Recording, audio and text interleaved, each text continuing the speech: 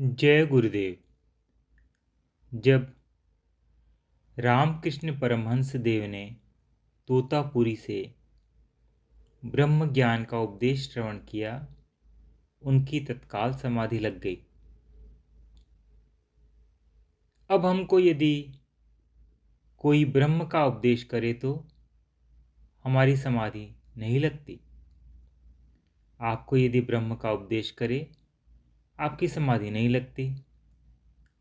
तो एक शिष्य में और दूसरे शिष्य में, एक साधक में और दूसरे साधक में अंतर होता है।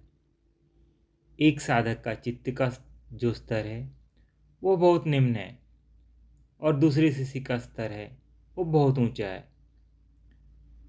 जब बहुत उच्च स्तर का साधक होता है, शिष्य होता है, उसको समर्थ ब्रह्मनिष्ठ गुरु से उपदेश प्राप्त होता है, वह उस उपदेश को श्रवण करता है, तो उसका अंतर आवरण एकदम क्षीण होकर के उसकी समाधि लग जाती है।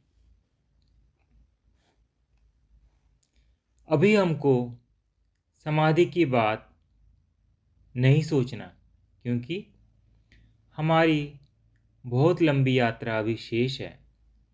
हमें अभी बहुत चलना है। हमें बहुत साधना की आवश्यकता है।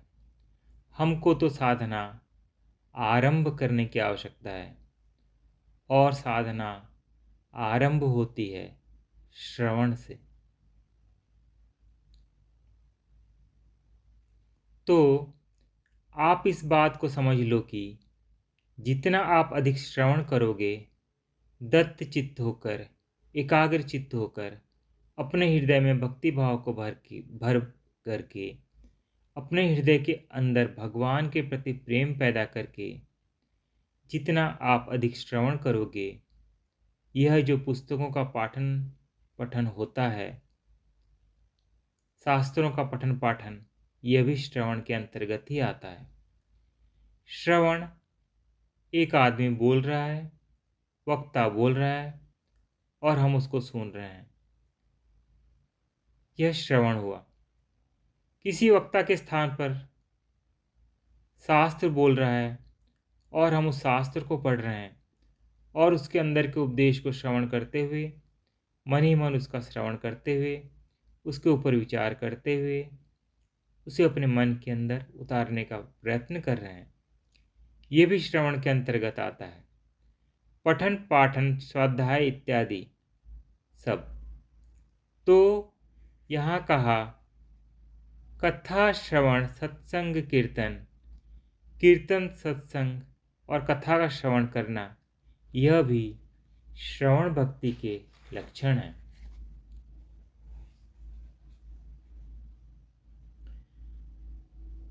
सोचन समझन चिंतन मनना, उसके ऊपर सोचना, उसको समझना, उसके ऊपर चिंतन करना, उसके ऊपर मनन करना, यही श्रवण शक्ति है। वैसे एक बात मैं आप लोगों को कहूँगा, किसी पुस्तक में से, किसी शास्त्र में से कोई मंत्र जब हम अपने आप छांट लेते हैं और उसका जप आरंभ कर देते हैं, तो वह मंत्र अचेतन होता है, अर्थात चेतना रहित होता है, शक्ति रहित होता है। और जब किसी ऐसे गुरुमुख से, जिस गुरु की शक्ति जागृत हो चुकी होती है, उसके श्रीमुख से उस मंत्र का श्रवण करने पर उस मंत्र के अंदर गुरु शक्ति की चेतना, गुरु शक्ति उस मंत्र के अंदर सम्मिलित हो जाती है। मंत्र के अंदर शक्ति तो होती है, किंतु शक्ति जागृत नहीं होती। मंत्र के अंदर शक्ति होती है, किंतु प्रसुप्त होती है, सोई हुई होती है। तो जब मंत्र के अंदर की सोई हुई शक्ति जाग जाती है, तो अचेतन मंत्र चेतन हो जाता है। अचेतन मंत्र को चेतन करने के लिए या तो दीर्घकालीन अनुष्ठानों की आवश्यकता है। बहुत लंबे समय तक जप करते रहने से, करते करते धीरे धीरे अचेतन मंत्र चेतन हो जाता है, अथवा किसी चेतन गुरु के श्रीमुख से मंत्र श्रवण करने पर वह अचेतन मंत्र चेतन होकर के शिष्य पर पहुंचता है।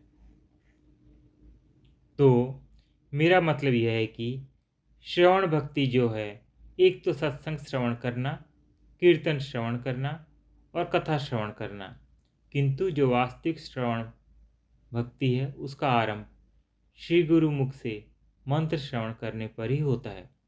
ब्रह्म स्वरूप मंत्र उपदेशा, मंत्र का उपदेश जो है वह ब्रह्म स्वरूप है, किंतु ब्रह्म स्वरूप कब है? जब समर्थ गुरु से जिसकी अपने अंदर की शक्ति जागृत हो चुकी है, जिसको शक्ति की क्रियाएं अपने अंतर में अनुभव होती हैं और जिसको अपने गुरु से अर्थात जो गुरु का गुरु है, परम गुरु से गुरु कार्य करने का आदेश प्राप्त हो चुका है, ऐसा गुरु जब शिष्य को मंत्र का उपदेश करता है तो शिष्य के अंदर वह चेतन मंत्र प्रविष्ट हो जाता है। उसके चित्त के अंदर उसको कानों के द्वारा उसके चित्त के अंदर प्रविष्ट हो करके वह कार्य करना आरंभ कर देता है। ब्रह्म स्वरूप मंत्र उपदेशा, श्रवण करे जो श्री गुरु मुख से, श्रवण के लक्षण पात सभी। उसको जितने भी श्रवण भक्ति के लक्षण हैं वे तत्काल प्रकट हो जाते हैं। इसका अर्थ यह है कि मंत्र जप एक तो हम करते हैं और एक मंत्र की शक्ति साधक में जागृत होकर शक्ति कार्य करती है।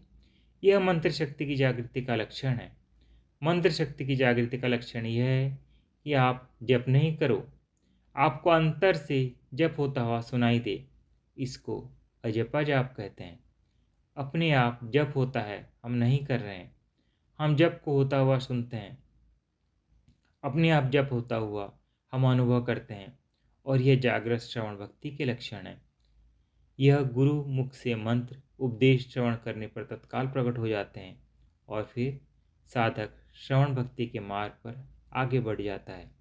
जब तक श्री गुरु मुख से मंत्र का उपदेश नहीं लिया जाए तब तक श्रवण भक्ति का आनंद नहीं होता है।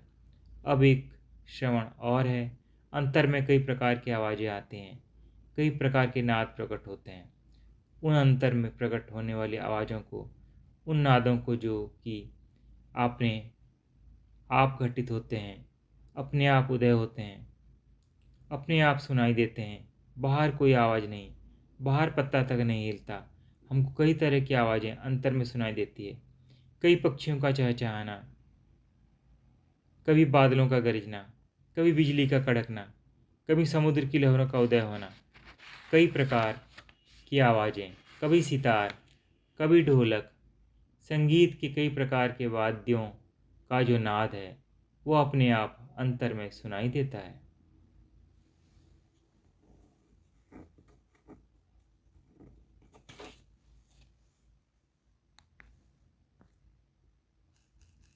जय गुरुदेव।